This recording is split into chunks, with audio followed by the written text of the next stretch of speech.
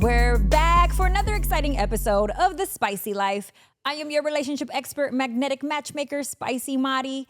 And in the G spot on this episode of The Spicy Life podcast, that is guest spot, okay? Don't get you any ideas. We have the wonderful, the amazing Dr. Lawanda Hill. The crowd goes wild. Let me give you a little backstory on the missus right here, okay? She is a licensed psychologist, visionary, and founder of the Black Women Lead Annual Power Summit. She is the creator of the blueprint that helps high-achieving Black women trailblazers, the first few and onlys, move beyond survival into thriving emotionally, professionally, relationally, sexually, physically, and spiritually. Through her practice, she offers therapy, coaching, and workshops that center Black women's full humanity and power. Dr. Hill sits at the intersection of psychology, culture, and leadership, making her a sought-after voice on relationships, emotional well-being, pleasure, intimacy, and the realities of Black women blazing new trails. Everybody, welcome to the show, Dr. Lawanda Hill. You The crowd goes great wild. hype woman. You are a great hype woman. I love it. I love this. Bring me on anytime. Anytime. Oh, I'm going to say, I'm like, girl, I need you to come today. I got you. Impromptu, I got you. You are joining us for today's episode of How to Remain Feminine While Leading. But before we get into all the yummy details of how to do that, because you are a leadership expert, you are first going to share the spice breaker. Okay, it's how I start every show. Okay, what is this? You have to tell us as an audience, when was the moment you first fell in love with yourself? Give me that. Take me back to the time that you were like, wow, I'm incredible. I love me. This is going to sound really arrogant. Go ahead. I love it. Please. We don't like humility on this show. Really arrogant. I think I've been like maybe 5. Okay, so 5, you fell in love with yourself. 5, I fell in love with my aunt. Shout out to my aunt Vera Tucker. She's amazing. Not that my mom was not, but my aunt, she just always spoke life into me and affirmed me. And she, no matter what I did, she was praising it. She was hyping it up. And I remember her coming to the house. I was not in school, and she called me Gail. Like, Gail, you have such a nice figure. I didn't know what that meant. I would do the minutes at Sunday school, and she's like, you're so articulate. You read well. And then I was high performing. So I think that she, and then on top of being the baby, people really spoke life into me a lot. So it was very cemented early in those critical ages. The baby of how many? Of 10. Yeah, that's wild. Yes, same parents. That's wild. For anyone who pushes out more than one, to me, it's crazy. Because I'm like, it was one a different time. time. How do y'all keep doing this? Boomers. But Auntie did that for you. Yeah. Shout out to Auntie. Yeah. That's a blessing. Yeah. But what was the defining pinpoint, right? So I want you to take us to a time, because I love when I hear people say, like, I've always been madly in love with myself, right? I think that's great. But I want you to go back to a time that maybe you felt out of love with yourself and you had to find your way back. Tell me that story. What was done to you that you lost your way and you had to come back again? Well, this is a disclaimer. I'm friends with 95% of my exes, so this is about my ex, and he'll probably know which one. You'll probably know which one I'm talking about. But we were together, and this was during my churchy era. Okay. So, and full disclaimer. Okay, this was during my churchy era, which lasted for too much of my 20s, and I just really bought into some of the propaganda, I think, in the prosperity gospel that I think the church sold me. And so I thought I was living this sacrificial life for God, giving up the things that brought me pleasure, that I enjoyed, serving, because I was called to do all the things. And that was going to yield this husband, right? And so it was a group of 5 of us. Everybody in this group had started dating, had got engaged, gotten partnered. We used to have Sunday dinners and stuff together. I'm giving probably too much details because everybody gonna know who the hell I'm talking about. And we broke up.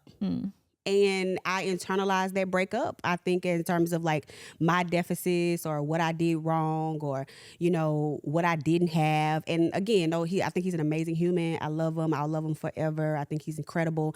But that was my journey. And so I think I began to internalize what did I do wrong. And then I remember re-engaging with another one of my exes right after that. And I remember the first time he touched me. I was just telling my best friend this story actually the other day. The first time he touched me, I was like, oh, I haven't felt this in a long time. And I remember posting this video, which this picture is archived now. And I put, I found love. It's Audrey Day. I found love in you, and I learned to love me again too. And so I think a breakup, I think that's part of womanhood. I think that's what happens. We internalize things, and I think it makes me a better person, a better clinician. I can empathize. I know the journey, not only theoretically and conceptually, but I can feel it in my body. So I think that was my fallout of love in my 20s, and then fall back in love. That's beautiful. So he kind of guided you back to it through his love? I don't know if it was his love. I just think that not everything is forever. You know, I think that I didn't understand that. Like, some things are seasonal, and he taught me so much. I think he liberated me in a lot of ways. And I think that my own journey, like me just going through the throes of it, friends, I don't even think did I have a new therapist at that time? Maybe therapy too helped, but I think just my own journey with what that was. You know, when you get farther away from it, you can have a bird's eye view on it. So I think I began to like uninternalize that. So not necessarily his love that guided me back to it. It was just more, I think it was just part of the journey. Yeah. It was part of the process. Dang. That's beautiful. This is a relationship show. So we love a good breakup over here. I love it. Okay, good. Because I'd be like, oh yes, get him out the way so that we can get to the good stuff, right? Because I understand the impact of breakups, and I've probably been through so many, more than many. But I feel like each one led me to my husband. Yeah. Every single one. Yeah. So good thing we got them out the way. Yeah. I think they teach you something. And that's why I try to tell my clients. They're like, oh my God, I feel like a failure. I'm like, girl, this is part of rejection. They think they internalize the rejection. And I'm like, I don't know if I buy into, it's redirection and all that. Sometimes it's just not forever. And they're supposed to teach you what they're supposed to teach you. And he definitely taught me what I needed to be taught in that season. I think it's a lesson. Yeah. I definitely will own the part about lesson. I think when we use redirection, we're talking about maybe reshaping, right? Like the future that we thought that it was going to look like. And what has this choice in him taught me about myself so that my steps look differently next path that I go down, right? Yeah. Redirection could be a bunch of things, but it doesn't happen without the lesson. Like, exactly. Unless you know how you showed up and why you chose him. You're going to repeat that again and again. Let me show you. He's going to come in all different shapes and sizes 20 times till you get the lesson. That spicy. So like, you didn't get this in chapter 1. Let me repeat this in 2 and 3 and 4. And then finally you starting to get the rhythm. Okay. That part. You guys might recognize Dr. Lawanda Hill on Fox Soul with me. We co-host together, and we also will be hosting tonight. They're not going to see this episode for a second, but shout out to us. Right. Okay. Shout out to us. Shout out to us. But I wanted to bring you on because I love listening to you talk. Really? Earning my respect early on and me being impressed doesn't happen often. Oh, we're similar. So when it happens with you, I was like, oh, she's going to be my friend. I said, I choose you. Okay? Thank you for choosing me, Spicy. I choose you too. Thank you. I'm a pick me. No, but I really, the vibe that we had on the episode that we did together, and I was like, oh no, you can handle my banter. You can work with my energy, and you are an intellect. You earn my respect instantly. And anyone who can manage me. What? I've seen so many spices. Not so many spices. I do think you're original, so I don't want to like take away. But I'm like, I've seen all kinds of energy. Yeah, you've seen all kinds of personalities. All kinds of personality. And I think that I too have seen all the gamuts, right? Like as a coach in personality types. I relate to that with you, but I think that somebody who can make you laugh, right? I'm like, this is my dating profile now. I think that's important, us being able to laugh at one another, because sometimes you can say things and it be taken very seriously, and the other person not be receptive to it or not see the humor in it. And so when someone can laugh with you about something, I was like, oh. In the first episode too, because that was our first time hosting together. Yes. I was like, the chemistry is good. I'm a person that I need to have fun. It was like sex for the first time. It was sex for the first time. Oh, we knocked it out the park. I'm coming back for round 2. I'm feeling it. We were there together. You felt what I feel. I was feeling it. I was like, okay, Spicy, I'm rocking with you, girl. Yes. Okay, so I had to bring her on this episode, y'all. Because she works a lot in a position of leadership with strong leaders, I was like, okay, we need to do an episode around this. So one of the things that I'm extremely passionate about is helping strong, successful women pivot between the power of their masculine energy and the power of their femininity. You specializing in leadership, I was like, we got to do an episode on this, because I think that there's challenges around feeling like you can be in a position of leadership, but also exercise your feminine gifts, and just owning who you are, right? Yeah. And so you're going to weigh in on this conversation as I ask you a million questions and we talk about it. I love it. I love a million questions. What does feminine leadership mean to you? Feminine leadership, what does it mean to me? So can I just say I have like such the strongest reaction to the topic in general? Let it out. Here's why. Because I have, my mind goes really, really quick. So there's like 3 rounds of thoughts that came through. And the first round was, I don't know if we are supposed to always be trying to turn it up or turn it down, because I think that femininity and masculinity is on a spectrum. Yep. And I think that certain instances, certain environments or certain people bring out more of your femininity and some bring out more of your masculinity in a combination. That's my first thought. But then I thought, I be having a lot of conversation. It was just rolling in my head. So I'm like, I know you can stand 10 toes down with me intellectually. So I'm going to give it all to you. I see it. Go ahead. And so then my next round was like, I really do, in my Black Women Thrive program, it is a coaching program, I talk a lot with Black women about being vulnerable. And I'm like, I think that that's what she may be getting at. So this may be layered and nuanced in the sense that vulnerability is a big part of any relationship, whether that's a leadership one or intimate one or platonic one. So that was my next round of thought. And then when you said feminine leadership, I don't know if I qualify it. I just feel like there's just leadership. And for me, it's because I believe femininity and masculinity are such on a sliding spectrum, and you're sliding at any point in time. It's hard for me to say that's what feminine leadership looks like, as much as I'm a leader who's sometimes femme and sometimes masculine. So that's my first 3 rounds of reactions. So Dr. Lawanda Hill is saying that there's just leadership. We don't identify it based on energy. No, not that we don't identify it as based on energy. I don't think that I would say this is what feminine leadership looks like. I wouldn't say that. Okay. I would say this is what leadership looks like. People follow effective leaders. And who you are as a woman, because we're talking about women, who you are as a woman is going to embody that leadership. And that, to me, is not prescriptive. That is a matter of like how I show up. Sometimes I am super girly and we laughing and we talking. And sometimes I'm straight to the point and I'm like, hey, we 10 minutes behind. We need to get this done. And then sometimes I'm more empathetic. I can understand your story. And sometimes I'm all out of excuses, And so it's just, it's nuanced. And so would I classify all of that as feminine? Yeah, because I'm feminine, but would I put, hey, you need to do like this or you need to lead in this way? I don't think I would lean in that direction. Okay, so we're going to discuss this, okay? Because I do qualify energy sources. Okay. When I see masculinity and femininity, right, both exist within us as 2 different forms of energy, right? Okay. There's this laundry list of what masculine energy looks like, this laundry list of what natural feminine energy looks like. Leadership, because it deals with direction, control, guidance, goes into the masculine bucket because it is about doing. Feminine energy is about receiving. And so because it is more about softness, flexibility, sensuality, emotion, I do see it in my mind as 2 different categories that both live within us. Okay. And based on what's needed in the moment, we pull from that bucket or that bucket. Okay. So who created the bucket?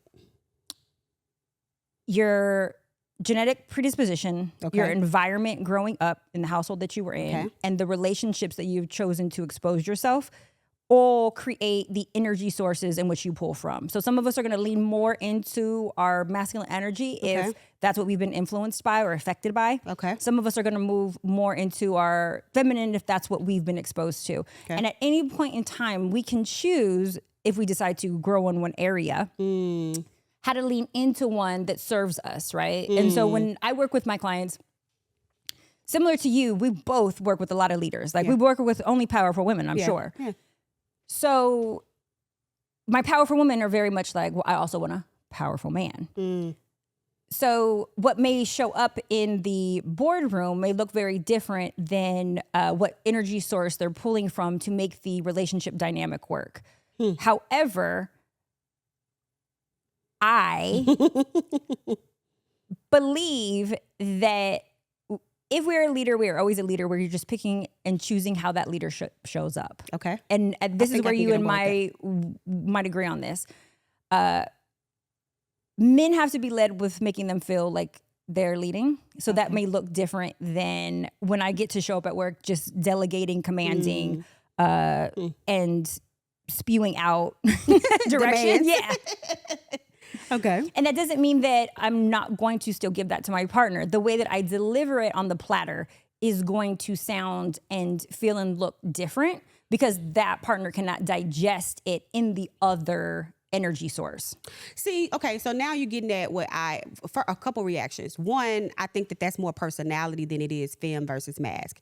Then I'm thinking about the buckets. I have a hard time with the buckets in general because I don't necessarily believe that femme is all about just receiving or the gentleness, the things, the descriptors, right? And likewise, I don't think that the leading action is all masculine. I think that that's where we get caught in binaries. And so for me, I feel like, yeah, I guess my point to myself would be like, how would I even qualify femme and mask? I don't know.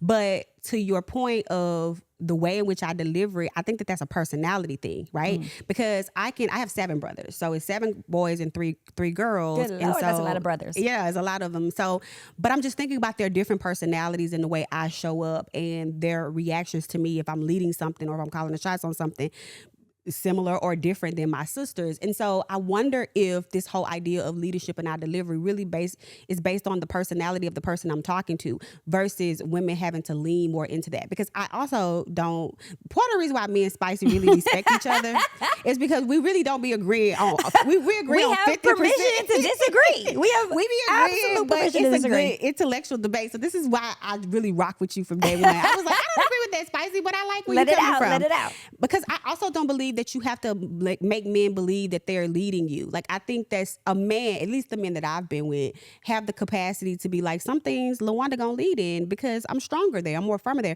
and some things you're gonna lead in. I talk about my ex who taught me a lot. Like I never felt that with him. I never felt like, you know, I gotta turn this down. And he said to me, very liberating, that he was looking for a partner and not a subordinate. And so it made me be like, okay, let me just walk in my energy then. So it never felt like I had to lead him without leading him, which let me ask this and be offended by this. Are you a 50-50 girl? Potentially. I don't know if I put a lot of thought into the theory, but I am definitely a egalitarian girl. I'm not a What hierarchical. does that look like? Egalitarian mean who's good, who's best, let them lead in that area. I don't believe in hierarchy. Okay. I'm not like you the man, so I'm going to submit to you and lead. That's not my energy. But I also will submit to you in the areas that feel natural to me. Okay. You know, and so does that make me 50-50? I could be. I don't mind. 50-50. I'm not one of those. What areas of your life, I'll put it in a different term. What areas of your life do you deem a traditional gender role? I play the traditional gender role over here versus the non-traditional gender role over here. I'm traditional in the sense of wanting to be married, to have, partnered, to have kids and start a family. I'm traditional in the sense that I believe in monogamy. With some exceptions. I'm traditional.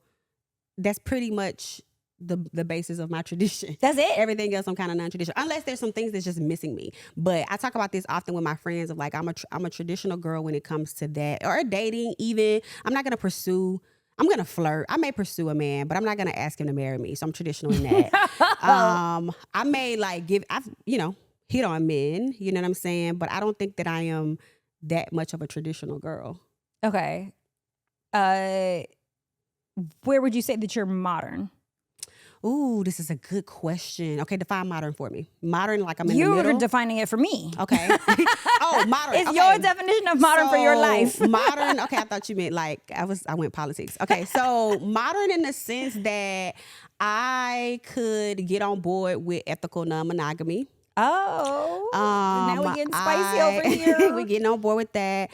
I can get on board with, I don't have to be the person who's taking care of the home. I don't want to be the person taking care of the home. I prefer to outsource that and hire somebody to do it. I'm modern in the sense that I want to support my kids, but I'm not trying to be the soccer mama, be at every single game. This is my theory. I am not interested in being a A+ exceptional mom. I can go B+ above average. Okay. C is average. And I talk about this with my best friend. I'm so serious. So I want to be A+ in leading, in being in purpose. I want to be an A+ in friendships. I want to be an A+ wife. I could be a B+ mom. So I'm modern in the way I think about that, and modern in sexuality and in the way I express it. I don't believe that I should be, respectability politics or anything like that. So I just think that I am a progressive, blueprint, a trailblazer, I should say, in a lot of things when it comes to women and femininity and leadership and just being. This is why I think this is such a dope ass episode. Yeah. Because I think I'm more modern and non-traditional than I am traditional. I think I love hearing you describe, and for the audience even to know, like, how much experience and work you do in and around leadership, but that also doesn't look like A+ knocking you out of the park in every department of your life. No. Because I think that we It's think impossible. like it needs to look like perfect across the board. Yeah. And I think I was telling you when you walked in, I was like, oh, I just realized I'm not A-type personality, I'm actually B-type. And what brought me to that conclusion was because I was comparing myself to other moms. Yeah. I went last night to my child's I don't even know the name of it. Back to school night, where you learn like how the Open school is house. ran. Yeah, it's like an open house little thing or whatever to prepare you for the school year. And the teacher is saying, make sure you check this, and this. And I'm like, did you send that newsletter out yet? I like raise my hand like a little kid. And the other mom turns behind me and she's like, yes, actually it's page 3. She sent it on Friday. And it only reinforced to me that like, oh great, I'm happy you're in the class because I'll be referring to you, For all of the A-type things. mama. Yeah. But I'm coming to accept that, like that I can be like B-type, B+ even mom, as long as, and this is the only thing I really care about, my son is able to be great because I gave him everything that he needed to thrive, and he's my friend. Which goes against completely. Everybody's like, you can't be friends with your child. I'm like, watch me. So that's your So watch me. But I love that though, Spicy, because you are defining it the way that you want it, and to me, that's leadership, right? Leadership is about you leading in a way that's most authentic to you. You are that person, and people are going to follow you. People who are called to your leadership and your voice are going to follow you the way you do it, not a script you're trying to enact, not you trying to be like someone else. My sister-in-law, who I love, she's a traditional girl. She's an AKA. She is a girly girl. She will love that. I'm going to send her to this when it's out. I'm like, Leah, get your girl, get your soror. But she has come with me, come to stay, her and my niece and nephew over the summers, because my niece does Debbie Allen's dance camp. And so me and her work perfect together in the house. Okay. Like she's like, Wanda, people are like, oh my God, you get up. First of all, I'm her sister-in-law. But second, we're like there for like 4 weeks together. And so she's so femme. It's the only way I can describe her. She's soft. She doesn't raise her voice. The kids listen. I'm really impressed by her leadership as a mom. I'm like, dang, you didn't even raise your voice. And she's like, gentle parenting is what I call it. Very much so want to keep the house, but she's a badass. Yeah. She has her master's, she got her MBA, she can hold it down, but she would much rather, I think, correct me if I'm wrong, Leah, I think her primary is that she wants to be an A+ mom. And I was like watching her and comparing us in a good way of being like, yeah, I like the differences. Like I would much rather do this while you do this. And I'm pretty sure she appreciates me in that way. So to me, it just really but I consider her a leader. Yeah. She's holding down at home. She's leading at home in an amazing way. And I think that we have 2 different versions of what that looks like. Yeah. You know what I'm saying? Yeah. And I love that. Like, I think that that's important because you're talking about like what matters to you the most and how you want to shape it. And so let that be then the message that we ignite, today is that it's like how you shape it and what it looks like. Yeah. I think we are living though in a very complex time. Yeah. And I speak to this often on the show with how quickly us as women are rising in finances, power, and in leadership positions. And maybe the male species not being prepared for it. Yeah. The way that, for how quick that we have done it. Are doing it. Yeah, I agree. And they're not evolving at the same rate that we are. I completely agree. And so what I often speak to is my gift is not to end the patriarchy. Like I can't, that's not what I'm here for. I'm telling you how to master it so that you can get what you need met. This is how you're going to guide him. Okay.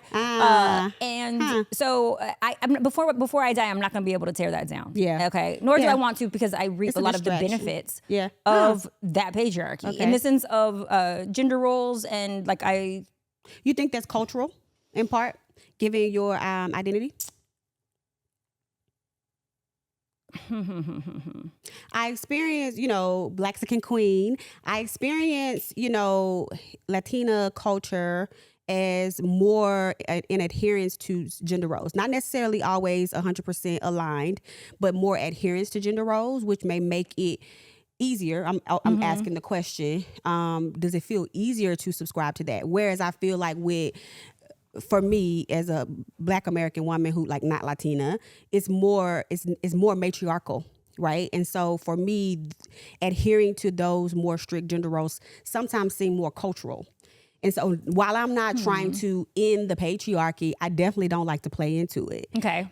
So I'm wondering. Here's where I stand with it. I have to be realistic about not being able to end it. Okay. And while I'm here, I want to thrive with what is given to me. Okay. So if I can give the tools to thrive with the environment and the earth that we have inherited, not based on what I created, but based on what my ancestors created, this is how we're going to do it. And what may look like subscribing is actually puppeteering. And that is actually very different than what it may look like, right? And what I mean by that is I believe us to be more powerful and superior. And people hate when to men. And my husband and I will disagree on this. Okay. Every man that has come into my presence disagrees with it. And I'm like, okay. I believe we are. In every shape, way, and fashion. However, in the presence of male company, they will feel like the most special thing ever since sliced bread, because I still need you to perform certain things so I don't have to work as hard. Okay. And if we say that that's a cultural thing, I will say yes, in the sense of as the child from both a product of a lineage and ancestry of slavery, but also Latino over here, farm workers in the fields as well. Also, there's also Yaqui Native American, like, because there's also some tribal warrior in me too. I can see that. There's okay. I can see that. There's both, but what I did see was growing up a mother who deserved a soft life but had to live a hard one, and her raising me to see what strength looked like and pushing through looked like, and feeling like I always deserved more. And so if a man can alleviate that, I will definitely give him permission to take that weight off of my plate. Okay. Now that is the stronger influence of, but I see what you're saying about Latino culture, except for, however, every single woman that I was raised amongst and grew up with had failed marriages. Always defaulting to having to take care of the household, being in the position of power, having to pivot between their masculine and feminine energy, being the father and the mother in the household. So every single one of my mom's sisters divorced, grandmother divorced, but multiple So that's good. Background is rich. Oh God, it's so juicy. So it makes me wonder a few things of, like, when you say about the masculine energy, is it more about alleviating the difficulty and hardship? Like, is that what you're more? I don't like to be stressed. I don't like, I already said I leaned into the B type. I don't want to work that hard. I want to enjoy my life.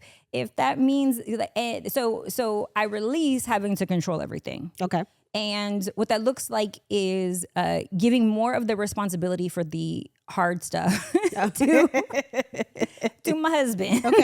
Okay. And more of the fun stuff to me. Now, has it worked out that way? When I became a mom, I had to grow up and become more responsible. And I'm so proud of how I have leaned into this selflessness, because I am the most selfish. And how I even attribute it to my sister, because I said, like, okay, you help groom me to being more selfless, and now my child has taken it to the next level. But I don't believe in us having to like work harder than necessary. When you have a partner, when there is another being there who is willing and wanting to contribute in this area. See, and so then my response and my reaction to that, I believe you should want to work as hard as you want to. I think that's the difference. Like, I don't see working hard as burdensome. You know, I don't see it as the thing I don't want to do. It's the thing that I enjoy. Now, there are some things that I'm not trying to struggle. Yeah. Okay, let me be very clear about that. I'm not interested in struggle. I'm not interested in languishing. But I think that may be more of what I find I probably identify more with in the masculine traditional definition of, and that I want to work as hard as I want to work. Like, I don't need to be, I want to be taken care of, but my way of being taken care of looks very different than I think other women. Probably way different than mine. Yeah, for sure.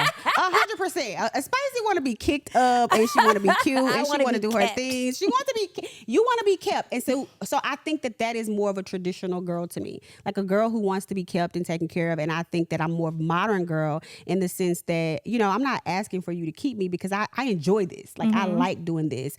And then there's certain areas that I really need you to execute and show up in, but I'm not necessarily needing you to keep me. See, but here's the difference. So I consider myself a leader, okay? A relationship leader, even at that. Okay.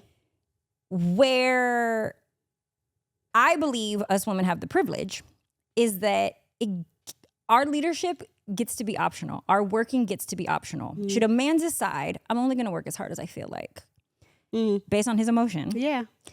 We That's now fair. demonize him, not a man. That's fair. We decide, Yeah. I want to kick my feet up. I don't want to work that hard. Yeah. I'm That's still a good privilege. woman. I'm still feminine. Yeah. Well, I'm just living my soft girl life. Okay. Let him live his soft girl life, and we are. We are going you to want to be crucify him 7 comfortable? ways. That's a good You point. want to be emotional about this? It doesn't Yeah. serve you, so you're not showing up to this hard job anymore. I feel that. Men don't get that same little privilege that we don't. get. They don't. I completely agree. No, I have no critique there. I feel like, yeah, we get a chance to. So then that's the beauty, I think, of femininity. Yes. Right? In that I can, if it's authentic to who I am, Yeah. which it is, I get to go in and go hard with it. If it's not, my makeup artist, she was just like, girl, I don't want to work. See? But let a man tell you that. I know. And I was like, because she was saying, she's like, she had her whole little game plan, whatever. But I was like, I'm not mad at it because she gets to do it if she wants, but she doesn't have to if she doesn't want to. And I do think that that's a benefit of femininity. So I appreciate that. I'm just one of those girls who want to, I want to do what I want to do. You know what I'm saying? Right. But, and as do I, but that's one of our gifts. And as growing up with a mother who was robbed of the option. My mother didn't get the option to be in her soft girl era. Yeah, She's my mama actually for what sure. created Spicy Madi and the Spicy Life. So because she was robbed of that, it is very much like, oh no, I needed to be optional for me. Like, I'm very much okay. So now you take an environment and growing up shaping that. What I created the universe that I wanted to exist in. The 2-parent home that I felt like I deserved. The husband that is like taking care of all the hard, like my husband takes care of the, I call them hard bills versus soft bills.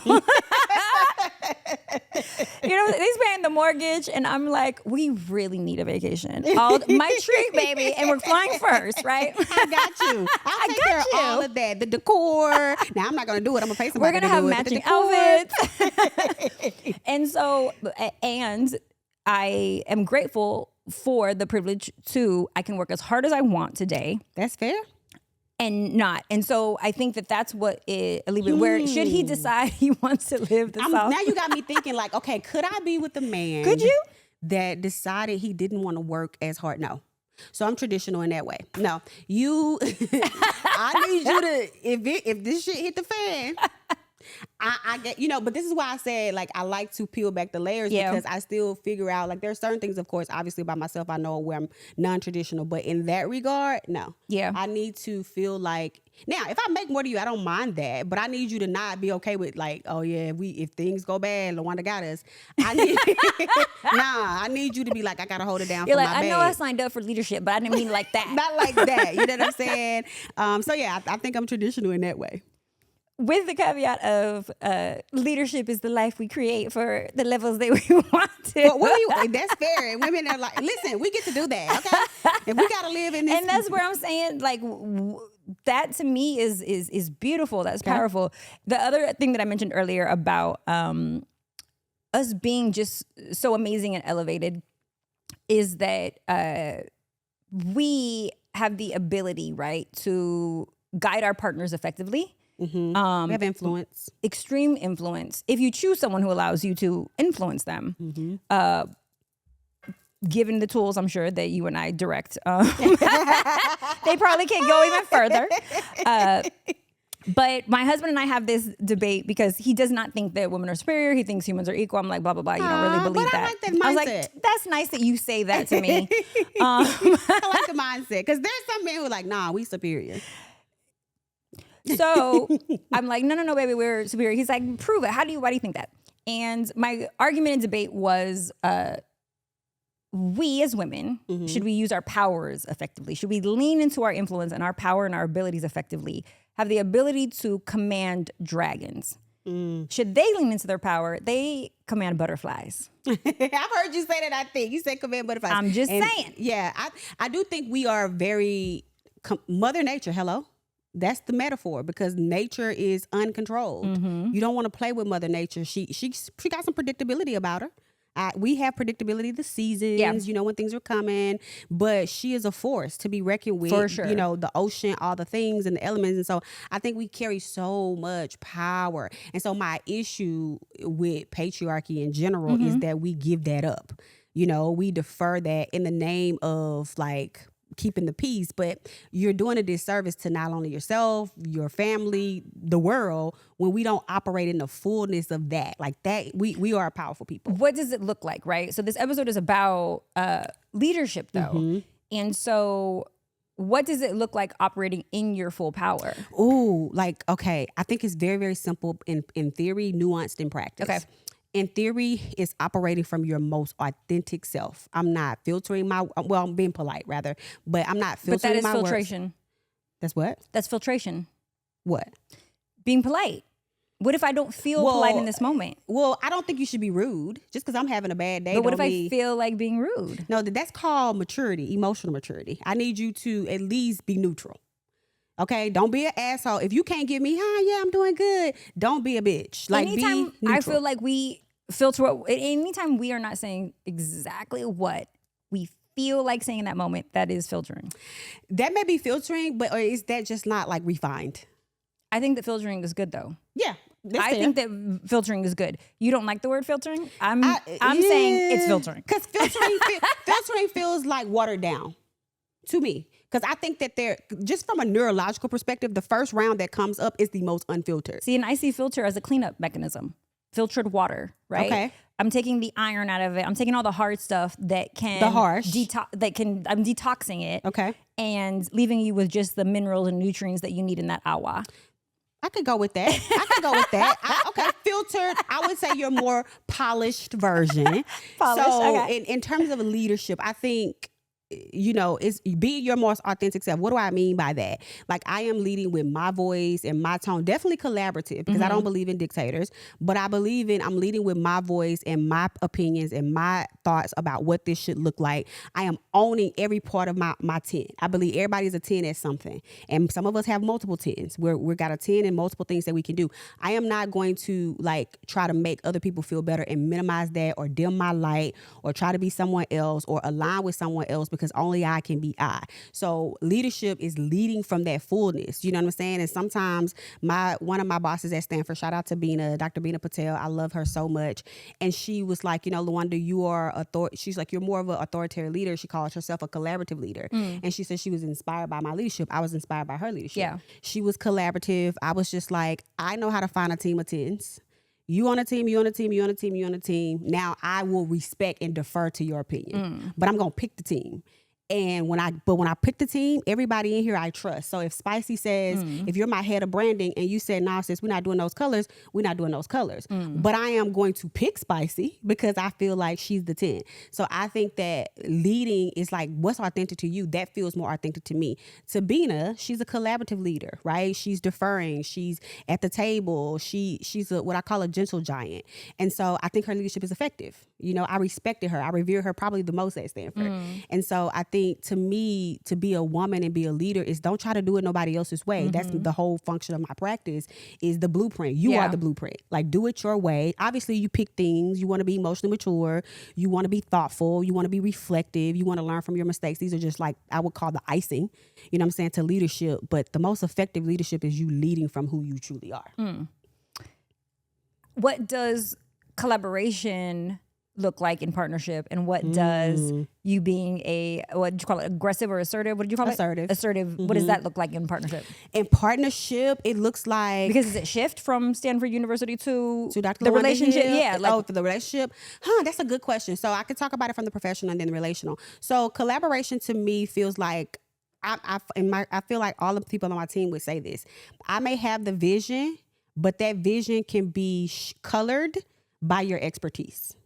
Right? Okay. I may say, hey, I want to do the summit. We do a summit every year. This is the third one. And I may say, I want to do 2.5 days.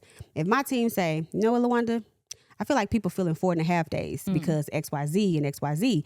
So long as the summit is still about the blueprint. Yeah. So long as it's still excellence, the standard, not the goal, we doing 4.5 days. Okay. So collaboration, I can be influenced by expertise. I cannot So you allow for a vote that you trust. Thank you, Spicy. I allow for a vote I trust. If I do not trust you, I am not going to be influenced by your perspective because you have a penis. Okay. I'm not going to be influenced by your perspective because you're popular. I'm not going to be influenced by your perspective because you're loud and aggressive. I'm going to be influenced by your behavior, by your expertise. That's in business. In relationship, similarly. Like, listen, I don't know if y'all saw that viral video where that linebacker man, this man was being extra belligerent on the plane. He was calling people the N-word, F-bombs, all this thing. Girl, I got to send it to you. Okay. And the stewardess, she was like trying to get him to sit down. They had to redirect the plane and everything. And she was like, can somebody please help me? Girl, this linebacker black man got up, picked that man up and sat him down. He was huge. Yes. Okay, I did see that. And he's a gentle giant. I saw the interview post after that. I was like, oh, I'd marry him. I'd marry that man. And I usually go with, receivers and QBs, but I'm like, this linebacker, he could get it. So collaboration in the sense that I yield to leadership. You don't have to say it. You don't have to tell me. I just yield to leadership in the same way I yield to your leadership if we collaborate and network. If I feel like you know what, your opinion is more astute, it's more sophisticated, you got it, you're going to get it from me. But if I'm like, babe, that's not the move. I'm not going to be like, okay, well, he said it's the move, but I'm going to like go behind his back and do X, Y, Z. I'm just not going to agree with you. You know what I'm saying? So I think it transfers the same way in relationship. In relationship, if we don't agree though. Okay. In traditional setting, it would default, the last vote goes to the male partner. In your Dr. Lawanda Hill universe, where does it default to? Who gets Depends the on the last thing vote? we're talking about. Is it going to impact you? It's on you, bro. You make that decision. If it's going to impact me, you for sure not going to veto me. I'm not going to let you veto the vote about my life. That's nuts. If it's the family unit. If it's about us, though. If it's about us, if it's about the family unit, I feel like that's a little bit more nuanced. We would call it ethical dilemmas in psychology, where we got two things that are priority, but we have a dilemma about it. How are we going to reconcile it? And in those instances, in some instances, I've yielded if I feel like it's not my A-list. I have an A-list that's I'm not touching. But in other instances, I may not yield. It depends on how important is it to me? So it's not going to be an automatic deference to his opinion, especially if it impacts my life. But if we're talking my hopeful kids in the future, then that's different. So it's going to depend on my A-list or my B-list. Okay. A-list is what and B-list is what? A-list is my health and well-being, my autonomy, my agency, my business, and even probably my immediate, I won't even say my immediate family because everybody on that A-list. And then I think beyond that, it's debatable. It's a B. I'm not going to die on that hill. You want to live in DC, for example. You want to live in DC. I want to live in LA. Okay. Is that going to take away from my business and my success if I go to DC? If it's a yes, then no. If it's not, and I can see myself in DC thriving, then it's yeah, But it's not going to be, oh, he's going to DC, so I have to go to DC and make this work. Now, likewise with you, I told people I've always dated athletes. I love sports in general. It teaches you a lot about life. And I said, what I love about Sierra is that girl done wore 3 different jerseys and lived in 3 different states in 3 different years, I would be Sierra. Yes. Because she know like her business can function anywhere, but I am pretty sure that that's a collaborative decision. I mean, she can't determine where he goes. The NFL is the NFL with Russ, but I'm going to find a way to make my stuff work. I'm not going to give up my stuff in trying to follow you. And if your career requires that we do more of that, then okay. But if it's going to impact my career, I can't get on board with that. Not consistently. Whereas I'm into more of negotiation than sacrifice. Do you think that, what do we prioritize? Relationship, okay? Romantic relationship at that. Priority or career priority? Which one's? I think it depends on the season. A-list? Depends on the season. In this season, I am prioritizing relationship, but it's right there with career. In the past seasons, it's been career. I wasn't like when I got out of grad school, I'm telling you, grad school wore me out like 11 years. I was like, I don't want to get married. I don't want to think about kids. I just want to do what the hell I want to do. And so I prioritized career. And I think when the natural clock kicked in, which it did about a year ago, like I can honestly say that I am at a place where I am open and looking and actively wanting to date and get married. That wasn't my truth 2 years ago. And when people would ask me, it felt forced. It's just like, I'm having fun right now. And now, you know what I'm saying? I called it trying on motherhood this summer. I was trying it on with my sister-in-law, my niece and nephew. So like now I feel like I said, can I do bedtime routine? Let me try to see if I can execute bedtime routine after she did it already. It's just a matter of me. Okay, let's get our clothes. Okay, let me do dinner. Can I do pickup? Let me see if I can manage all these things. So I was really trying it on. But right now, I don't know. I think that they're both, but I would give more, if I had to give more energy to personal life right now, I would.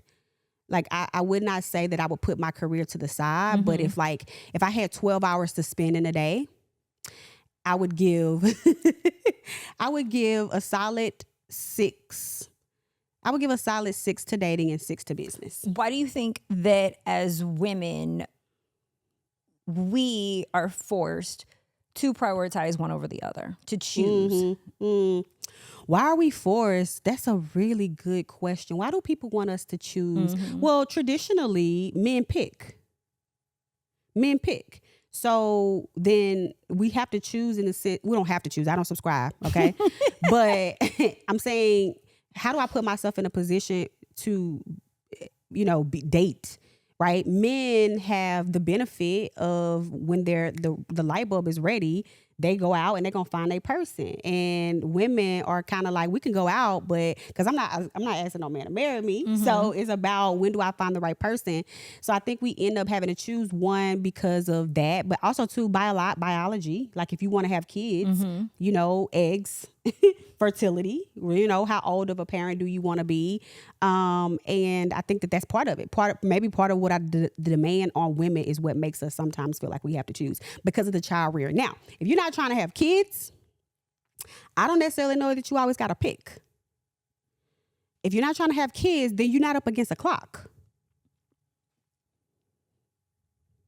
You're not up against a reproductive clock. Okay. But then there's the other clock. What's that? Exposure and access. Okay. Right? Because if we pour fully into our career, now our social life suffers, where we can have more opportunities for connection, access to men, and unless they're in the workplace, right? Which I highly recommend as well.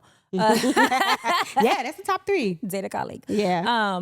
But usually social life shuts down because now we're putting so much energy into growing the career that we aren't, as age, right? Because I think age is a factor. As age starts to happen, we become less social. And so what happens is we don't have the energy to make new friends and new contacts and nurture new relationships the way that we used to, because also more wear and tear. Just from if you talk about the typical person, if you the haven't, typical person, okay, right? As time happens, also more hurt and disappointment. So there's also the added factor of do I really want to try again? Because Like at the this baggage. point, like, Yeah. So now we're up against like esteem, motivation, and like, is it really worth it? Which we actually see a large population of women opting out of dating. They're like, I'm just not going to engage and get in the game because I'm so freaking tired. Yeah. They need their recovery time. Yeah, I mean, I guess when it comes to that's a really good point. I like the way you broke that down in terms of like energy and the time and the psychological baggage that you're carrying, as well as the emotional stuff, and then the time. I can see that, but does that mean, do men think about that in the same way, right? In the sense that they need to choose? I am of the opinion that men see it or have it as a milestone. Okay. And when they decide that, let's just say I need to grow up or I need to hit this goal, who is in front of them? I agree. Whoever got their mind and their attention right, at that it's moment. like Russian roulette, okay? Whoever in their Rolodex at that moment, that's who they're gonna get. Whatever bullet is in there, it's like, oh, that's who's getting it. And so who is in front of them is, who they're gambling with. And for us, we care about, I think, all of so many more factors than I think that they do. I think that there's so many other elements that are important to us in relationship, as it should be, because I think that it is a huge choice that we make and affects us very different. I completely agree. Us recovering and coming out of or building a family, or building, like, all of it, we are drastically affected differently because their lives are gonna get upgraded when they get married. Let's just call a spade a spade. So I could see them being like, yeah, let's pick one of these amazing creatures. There's plenty to choose from. Bountiful. Their lives are going to be upgraded. Whereas I think we have to be more thoughtful about who, because I know it's going to be an investment. Who are we deciding to upgrade? Who am I going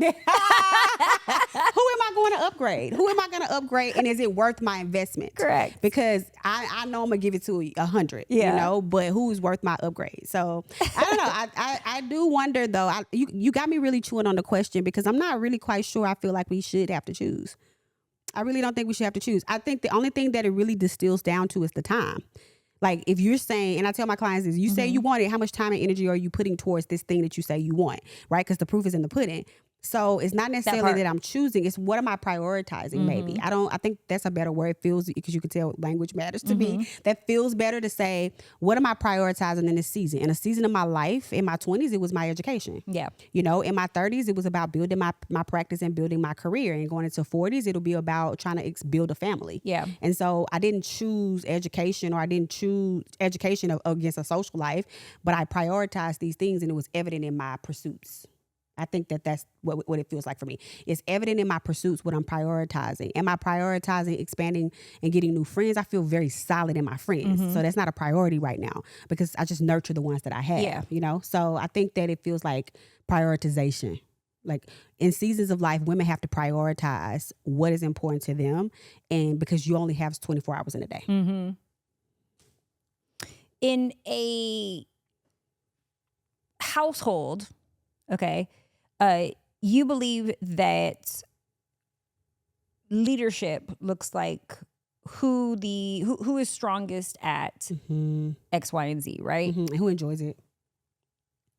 Okay, what does that mean? Who enjoys it? Okay, I'm thinking about my best friend. Okay, and her husband. I love their marriage. And I think she gonna kill me for this. She's Latina too. She's a Dominican spicy. I was like, this is why I vibe with your energy. Is she Latina or Afro-Latina? Afro-Latina. Okay. Sorry. Afro-Latina.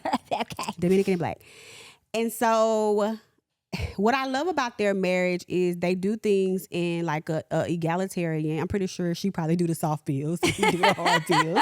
I'm gonna be fair on that. But it's like what they enjoy. So sometimes when the kids are at the park, like her husband, my bro, he likes socializing. So he out there having fun. She over to the side on FaceTime talking to me. She's like, oh my God, this is so annoying.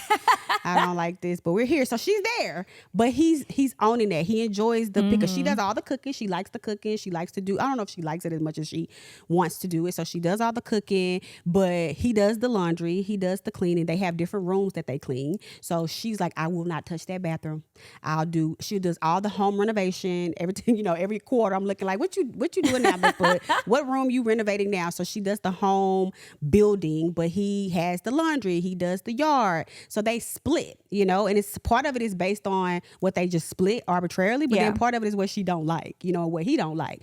And so she's like, but he won't touch that. Orlando will not touch XYZ. So in my household, I feel the same. Like my dude, my guy, we'll talk about that in the sense of, think about my most recent ex. It's like, let's approach this from, could be 50-50, could be 60-40, 70-30, but it's not going to be, I'm not going to be responsible for all of the domestic stuff. Who shaped that for you though? Your parents? Like, would you switch places with your parents, or is it outside influence? Who shaped? It's outside. I think it became, I think a big piece of it is just like getting in touch with who I am, reflection, obviously being exposed and educated. I think that really helped shift my worldview, because my mom, it did all of the housekeeping stuff. My dad didn't do any of that. Wait, did she work? My mom worked too. 10 kids? My mom when worked, did she find the time? Hello.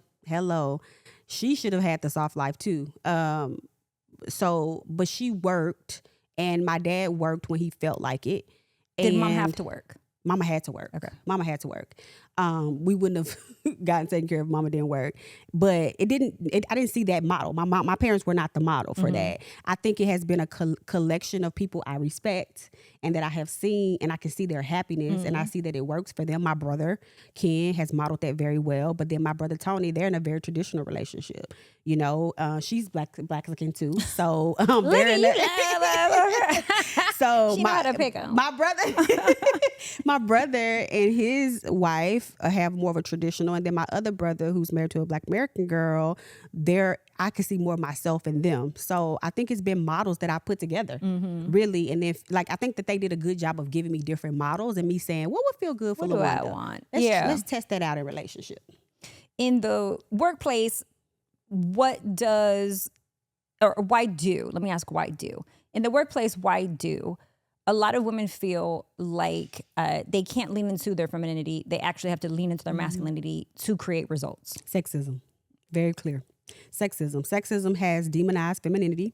It has declared it as weak. It has declared it as soft, ineffective, non-progressive. And so I think when people see women in femininity, though men have, to me, a healthy dose of femininity themselves. They absolutely do. They have a healthy dose of that. But when people see femininity in the way sexism has worked along with patriarchy, it has demonized this and reduced this, so women don't want to align with it, right? It's the same way in people when they assimilate to mainstream culture because of whiteness. It's like, I don't want to align with this because this has been demonized as bad or not good. And the same things happen with feminism, with femininity in the workplace. And so women won't cry, or they won't be tearful, or they won't be collaborative, or they won't, suggest it or defer to other people because of that. And that, to me, that's part of the coaching that I do with my Black women leaders and execs. It's like, look, they gonna have that opinion of you regardless. Yeah. You don't let that, impact how you would lead, because you're trying to disconfirm a stereotype.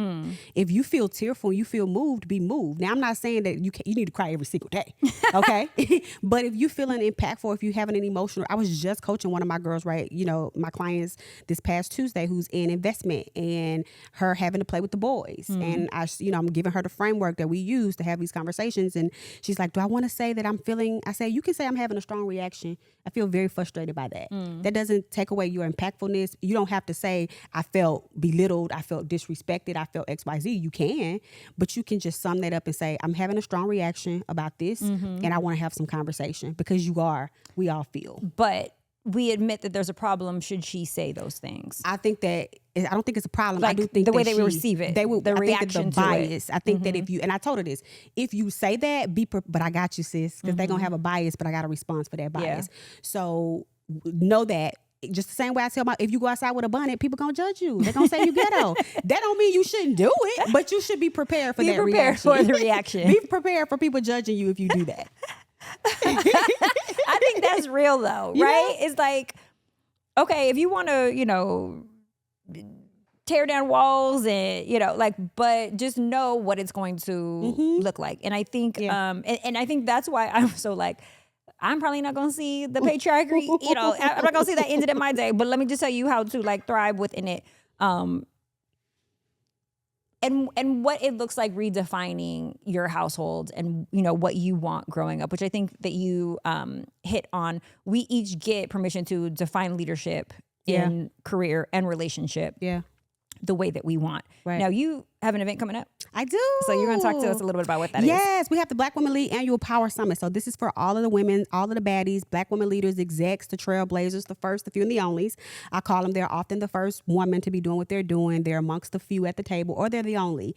And so these are women across industry. So entertainment, tech, higher ed, you know, all the things, military, arts. We have everybody in the room, and they come together for 3 days of being poured into. And everything that I've been talking to you about is what I talk with them about. Yeah. And we talk about how the most effective leadership is taking care of yourself. So we focus on the leadership blueprint, which is tending to those 6 dimensions of wellness. So emotional, spiritual, physical, relational, sexual, and physical. And every session is designed to hit on every single one of those segments, because we talk about sex at the summit. We're going to have Dr. Candace, who just wrote the book Good Sex this year. I'm excited about that. But we also talk about professional. We have emotional. We have Dr. Ty, the Black girl doctor, come in and help people get tools to actually cope with what comes and the trauma that they've experienced. We're carrying a lot. We're being targeted right now. But then we move our bodies, we have fun, and we drink, and we enjoy downtown. So it's a good time. It's for Black women leaders to come be refueled, and it's annual, and it's happening in about 20 something days. Ooh, I love that.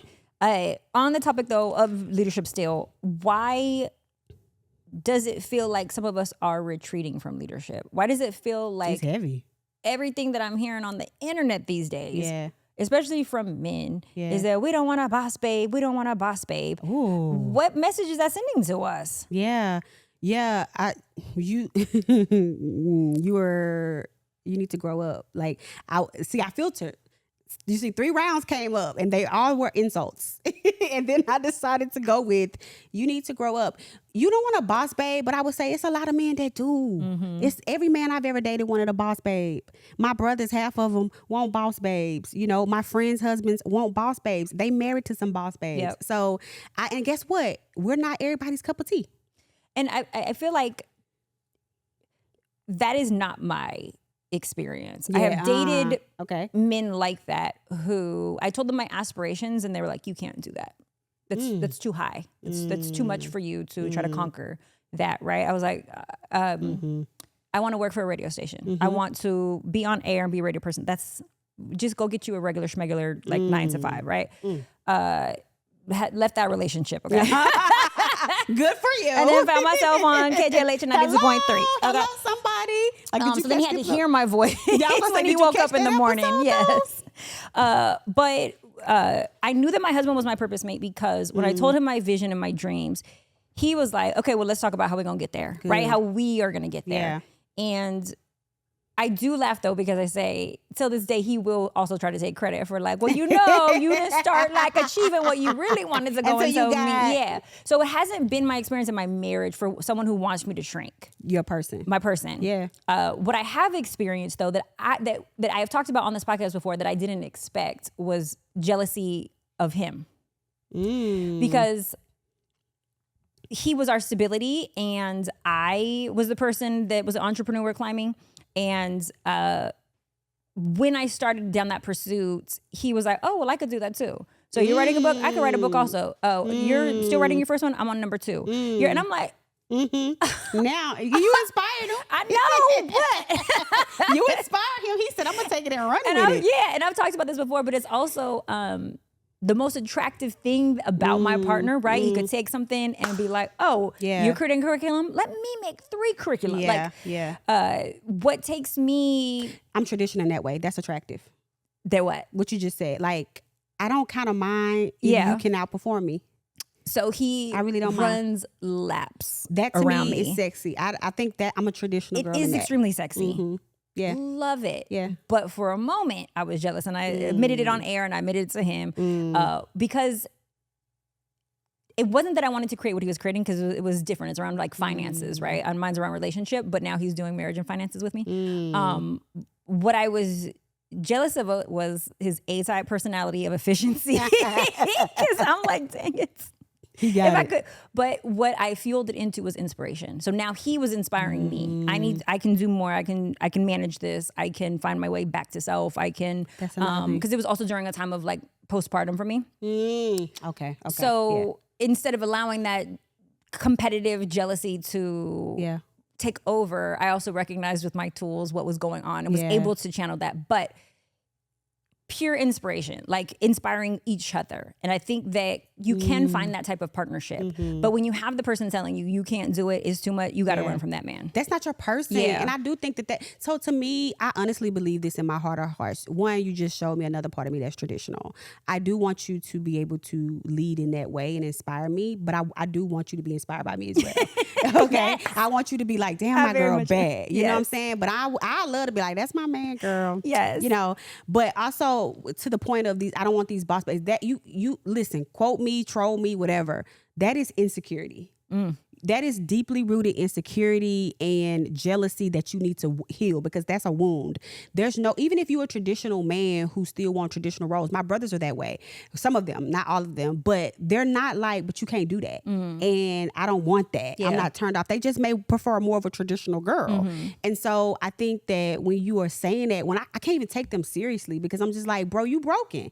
How am I supposed? And I be telling women, you can't be listening to broken people. Yeah, my success is not a threat to you. It shouldn't be. Yeah. It shouldn't be a threat to you if you are holy and healed. Now, we say holy and healed as a joke, me and my best friend. But like if you got your moments like you talked about with postpartum, that's cool. That's human. We're gonna have these reactions, but that is what you standing 10 toes down on, and you putting that out in the internet. That's brokenness to me.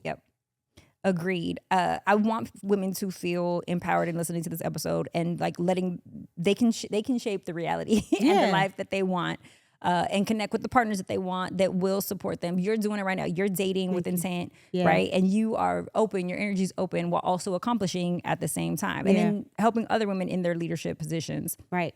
So I absolutely love that. Let everybody know where they can get the tickets, where they can find you. To direct everybody to how to get more of Dr. Lawanda Hill. More of me is at drlawandahill.com. More of me, go there. You can see who I am, what we do, the services, the summit is there, the workshop's there, and then my social is there, and I'm at Dr. Lawanda Hill on all platforms. Instagram, Facebook, LinkedIn, Threads. I don't do X. So Dr. Lawanda Hill, you put that in and you'll find me anywhere. The summit, we have 22 more days, but only one more week before ticket sales ends. So hurry up and get in there, be in the mix, and it's going to be an amazing, transformative time. I love it. All right, you guys can always play with my Twitter, stroke my IG at SpicyMari.